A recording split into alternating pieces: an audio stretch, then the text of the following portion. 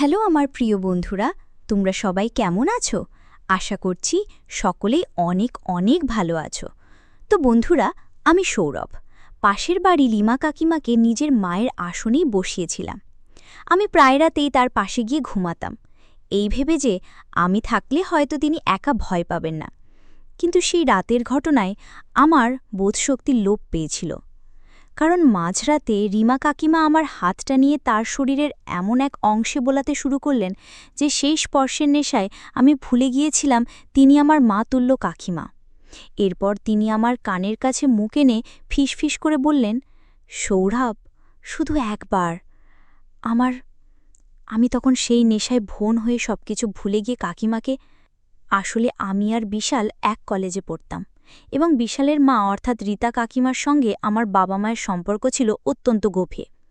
সেই সূত্রে ধরে আমি আর বিশাল খুব ভালো বন্ধুতে পরিণত হয়েছিলাম। আমরা দুজনে প্রায় সারাদিন একসাথেই কাটাতাম। এমনকি আমাদের বাড়িতে কোনোদিন ভালো কিছু রান্না হলে বিশাল আর রীতা কাকিমা প্রায় আমাদের বাড়িতে খেতে আসতেন এবং আমরাও অনেক সময় তাদের বাড়িতে একসাথে খাওয়া দাওয়া করতাম। আমাদের দুই পরিবারের মধ্যে এতটাই ভালোবাসার বিশ্বাস ছিল যে আমার মা যখন 10 দিনের জন্য তীর্থে যেতেন তখন আমাকে বিশালের বাড়িতেই রেখে যেতেন। সত্যি বলতে আমার বাবা মা প্রায় প্রতি বছরই তীর্থযাত্রায় যেতেন, কিন্তু এবারের যাত্রায় রীতা কাকিমার খুব ইচ্ছা থাকা সত্ত্বেও তিনি বাবা মায়ের সঙ্গে গেলেন না। তিনি বলেছিলেন, আমিও যদি ছেলে দুটোকে রেখে তীর্থে চলে যাই তাহলে এদেরকে সামলাবে, এরা তো নিজেরা রান্না করেও খেতে জানে না। দুজনকে একা ঘরে রেখে গেলে ফিরে এসে দেখব যে তারা নিশ্চয়ই কোনো অঘটন ঘটিয়ে বসে আছে। এই বলে রীতা কাকিমা আমার বাবা মাকে তীর্থযাত্রায় পাঠিয়ে দিলেন, কিন্তু নিজে আমাদের দেখাশোনার জন্য বাড়িতেই থেকে গেলেন। এদিকে বিশালের বাবা অনেক আগেই মারা গিয়েছিলেন এবং রীতা কাকিমা একাই বিশালকে বড় করে তুলছিলেন। স্বামী মারা যাবার পরে রীতা কাকিমা কিন্তু বেশ আধুনিকা ছিলেন এবং দেখতেও তিনি ছিলেন অসামান্য সুন্দরী। বিশেষ করে তিনি যখন আধুনিক পোশাক পরতেন তখন তাকে দেখে বোঝার উপায় ছিল না যে তার কলেজে পড়া এক ছেলে আছে।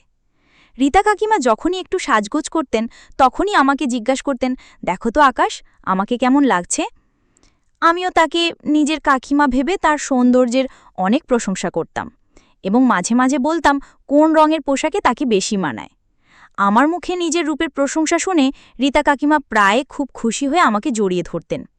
আমি বিষয়টাকে খুবই স্বাভাবিকভাবেই নিতাম, কারণ তিনি যখন আমাকে জড়িয়ে ধরতেন আমিও তাকে মায়ের মতনই আপন মনে করে আগলে নিতাম।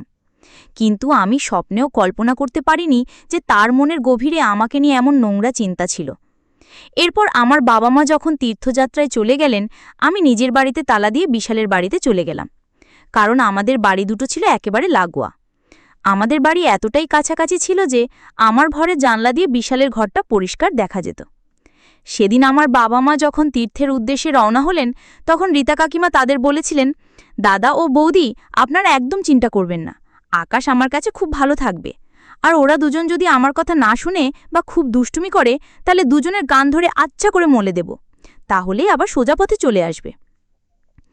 কান মলে দেবার কথা শুনে আমার বাবা মা খুব হেসেছিলেন। এরপর তারা তীর্থযাত্রার জন্য বেরিয়ে গেলেন। আমি নিজের ঘরে তালা দিয়ে খুব আনন্দের সঙ্গে বিশালের বাড়িতে চলে গেলাম। সেদিন আমি আর বিশাল মিলে খুব মজা করেছিলাম। রীতা কাকিমা সেদিন রাতে আমার পছন্দের সব খাবার রান্না করেছিলেন। খাওয়া দাওয়ার পর আমি খুব খুশি হয়ে তাকে ধন্যবাদও জানিয়েছিলাম আমার পছন্দের খাবারগুলো রান্না করে খাওয়ানোর জন্য। সেদিন রাতে খাওয়ার পর আমি বিশালের ঘরেই শুয়েছিলাম এবং আমরা দুজন অনেক রাত পর্যন্ত মজা করেছিলাম। পরের দিন সকালে আমাদের ঘুম থেকে ওঠার আগেই রীতা কাকিমা প্রায় চিৎকার করে কাঁদতে কাঁদতে আমাদের ঘরে ঢুকলেন এবং নিজের ছেলেকে জড়িয়ে ধরে বললেন, বিশাল, তোকে আজকেই তোর দিদির বাড়ি যেতে হবে, তোর দিদি খুব অসুস্থ, ওর পাশে এখন কেউ নেই যে ওকে ডাক্তারের কাছে নিয়ে যাবে, তোকে আজই রওনা দিতে হবে এবং ওর খেয়াল রাখার জন্য কিছুদিন ওর সাথেই থাকতে হবে। বিশাল তার মায়ের কান্নাকাটি দেখে খুব ঘাবড়ে গিয়ে মাকে জড়িয়ে ধরে বলল, মা, তুমি একদম চিন্তা করো না, আমি এখনই তৈরি হয়ে দিদির বাড়ির জন্য রওনা দিচ্ছি, তুমি ভেবো না, আমি সব ঠিক করে দেব। এই বলে বিশাল সেদিন সকালের নাস্তা সেরেই তার দিদির বাড়ির উদ্দেশ্যে বেরিয়ে পড়ল। এমনকি সেদিন আমি বিশালের সঙ্গে যেতে চেয়েছিলাম, কিন্তু বিশাল আমাকে বলল, আকাশ, তুই যদি আমার সঙ্গে চলে যাস তাহলে মা এখানে একদম একা হয়ে যাবে, তাই তুই মায়ের সঙ্গে এখানেই থাক, আমি গ্রাম থেকে দিদির খবর নিয়ে তাড়াতাড়ি ফিরে আসব। এই সব কিছু যে রীতা কাকিমার একটা পরিকল্পনা ছিল সেটা আমি বা বিশাল কেউই বুঝতে পারিনি। তিনি তো ইচ্ছেকৃতভাবেই বিশালকে কিছুদিন গ্রামের বাড়িতে পাঠিয়ে দিয়েছিলেন, যাতে তিনি আমার সঙ্গে নিজের মনের ইচ্ছেগুলো পূরণ করতে পারেন। সেদিন বিশাল চলে যাবার পর রীতা কাকিমার মুখে দুঃখ বা কষ্টের কোনো চিহ্নই দেখতে পাইনি, যেটা আমি সকালে দেখেছিলাম। দুপুরের খাওয়া দাওয়ার পর রীতা কাকিমা আমার ঘাড়ে হাত রেখে বললেন, আকাশ, আজ আমরা দুজন সিনেমা দেখতে যাব। আমি 2টো টিকিট কেটে রেখেছি। আমি কাকিমার কথা শুনে ভীষণ অবাক হয়েছিলাম, কারণ আজ সকালে যিনি যেভাবে কান্নাকাটি করছিলেন সেই দুঃখের লেশমাত্র বিশাল যাওয়ার পর তার মুখে ছিল না। বরং বিশাল চলে যাওয়ার পর আমার মনে হচ্ছিল যে তিনি খুব খুশি হয়েছেন। এমনকি তিনি আমার সঙ্গে সিনেমা দেখতে যাওয়ার জন্য আগে থেকেই 2টো টিকিট বুক করে রেখেছিলেন। আমি কিছুই বুঝতে পারছিলাম না যে কাকিমা কেন এমন আচরণ করছেন। সেদিন বাধ্য হয়েই আমাকে কাকিমার সঙ্গে সিনেমা দেখতে যেতে হয়েছিল। সিনেমা দেখতে যাওয়ার আগে তিনি আমার সঙ্গে এমনভাবে কথা বলছিলেন যেন আমি তার প্রেমিকা, তিনি আমার প্রেমিকা। তিনি বারবার আমাকে জিজ্ঞাসা করছিলেন, আকাশ, আমাকে দেখতে কেমন লাগছে? সেদিন তিনি একটা অস্বস্তিকরভাবে ছোট পোশাক পরেছিলেন, যা দেখে আমার একদমই ভালো লাগেনি, কারণ আমি তাকে নিজের মায়ের চোখেই দেখতাম। বিশাল চলে যাওয়ার পর আমি যতবারই তাকে কাকিমা বলে ডাকতাম, ততবারই তিনি আমাকে বলতেন, আকাশ, তুমি আমাকে বারবার কাকিমা বলে ডাকো না তো, আমার একদম ভালো লাগে না, তাই তুমি আমার নাম ধরেই ডাকবে। বিশাল চলে যাওয়ার পর তার এই অদ্ভুত আচরণ দেখে আমি নিজেই খুব অবাক হয়ে গিয়েছিলাম। সেদিন সিনেমা দেখে ফিরে আসার পর আমি যখন বিশালের ঘরে ঘুমাতে যাই, তখন রীতা কাকিমা বললেন, আজ আমিও তোমার পাশে এই ঘরে ঘুমোব, আর আমরা দুজন মিলে খুব গল্প করব। আমি কিছুক্ষণ মাথা নিচু করে রইলাম, তারপর বাধ্য হয়েই মাথা নেড়ে হ্যাঁ বললাম। এরপর তিনি যখন আমার পাশে এসে শুলেন, তখন আমার মোটেও ভালো লাগছিল না, কারণ তিনি একটি অশালীন পোশাক পরে আমার ঘরে ঘুমাতে এসেছিলেন। তখন আমি কাকিমাকে বললাম, কাকিমা, আপনি বিছানাতে ঘুমান, আমি সোফাতে শুয়ে পড়ছি। কাকিমা তখন আমার হাত ধরে বললেন, আরে আকাশ, তুমি সোফাতে কেন ঘুমাবে? এত বড় বিছানা থাকতে এসো, আমরা দুজনেই এই বিছানাতে ঘুমাই, কোনো অসুবিধা হবে না। তারপর কাকিমার কথা শুনে আমি বিছানার এক কোণায় সরে গিয়ে অন্যদিকে মুখ ফিরিয়ে চাদর গায়ে দিয়ে চুপচাপ শুয়ে পড়লাম। মাঝরাতে আমার মনে হলো আমার চাদরের ওপর দিয়ে কেউ যেন হাত বোলাচ্ছে। চোখ খুলে দেখি রীতা কাকিমা আমাকে জড়িয়ে ধরে আছেন। তারপর তিনি কাঁদতে কাঁদতে আমাকে বললেন, আকাশ, আমার ভীষণ ভয় লাগছে, আমি খুব বাজে একটা স্বপ্ন দেখেছি, তাই তুমিও আমাকে জড়িয়ে ধরে থাকো, দয়া করে আমাকে নিজের থেকে দূরে সরিয়ে দিও না। এই জন্যই তো আমার ছেলে বিশাল তোমাকে নিজের সঙ্গে নিয়ে যায়নি, কারণ বিশাল খুব ভালো করে জানে যে আমি রাতে খুব ভয় পাই, আর এই কারণেই আমি তোমার সঙ্গে এই ঘরে ঘুমোতে এসেছি। আমি তখনও চুপচাপ সবকিছু সহ্য করে যাচ্ছিলাম, শুধুমাত্র তার চোখের জল দেখে। কিন্তু আমি ঘুণাক্ষরেও টের পাইনি যে তার ওই চোখের জলও ছিল এক নিখুঁত অভিনয়।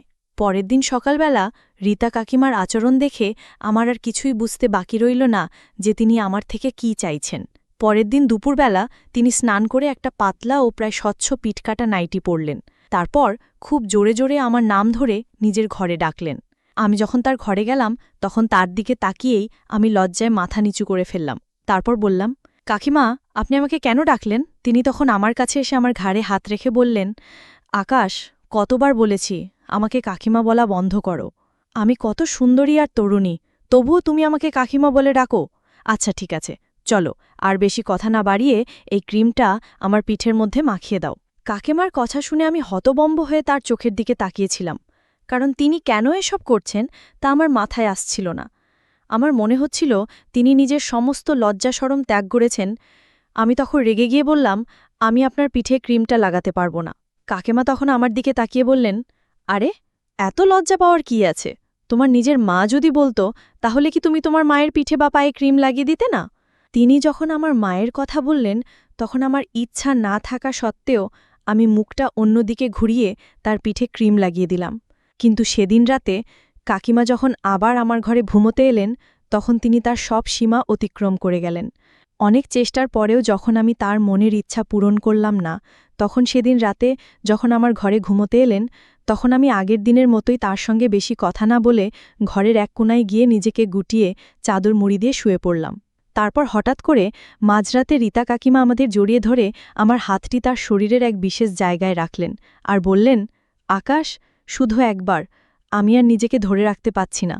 আমি তখন প্রচণ্ড রেগে গিয়ে তাকে নিজের থেকে দূরে সরিয়ে দিয়ে বললাম, এবার যথেষ্ট হয়েছে, আপনার কি মাথা খারাপ হয়ে গেছে? আমি গত কয়েকদিন ধরে আপনার সমস্ত অসভ্যতা সহ্য করছি, কিন্তু আর না, আমি আপনাকে মায়ের সম্মান দিয়েছি আর আপনি আমার সাথে আপনার লজ্জা করে না নিজের ছেলের বয়সে একটা ছেলের সঙ্গে এসব নোংরামি করতে? তিনি তখন বিছানার থেকে নেমে আমার হাত ধরে পাগলের মতো অনুনয় করতে শুরু করলেন আর বলতে লাগলেন, আকাশ প্লিজ আমার ইচ্ছাটা পূরণ করো। আমি আর সহ্য না করে তাকে হুমকি দিয়ে বললাম, আপনি যদি আর একবারও আমার সঙ্গে এমন নোংরা কথা বলেন তাহলে আমি এক্ষুনি সবকিছু ভুলে গিয়ে আপনার ছেলেকে ফোন করে আপনার এই জঘন্য আচরণের কথা জানিয়ে দেব। শুধু তাই নয়, আপনি যদি নিজেকে না বদলান তাহলে আমি এক্ষুনি আমার বাবা মাকেও ফোন করে আপনার ব্যবহারের ব্যাপারে সব সত্যি কথা বলবো। আপনি একবার ভেবে দেখেছেন বিশাল যখন আপনার ব্যাপারে এই সব কিছু জানবে তখন সে আপনাকে কতটা ঘৃণা করবে? ঠিক যেমনটা আমি এখন করছি।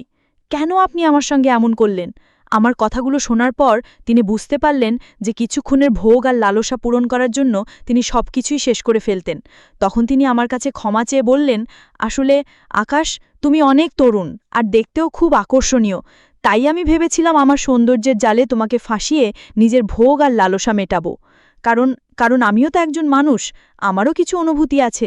এত বছর ধরে আমি একা আছি আর আমারও ইচ্ছা হয় কারোর ভালোবাসা আর আদর পাওয়ার। কিন্তু আমি ভুল ভেবেছিলাম তুমি সেই ধরনের ছেলে নাও। তুমি খুব সৎ, তাই আমাকে ক্ষমা করে দাও আর দয়া করে এই কথাগুলো কখনো কাউকে বলো না।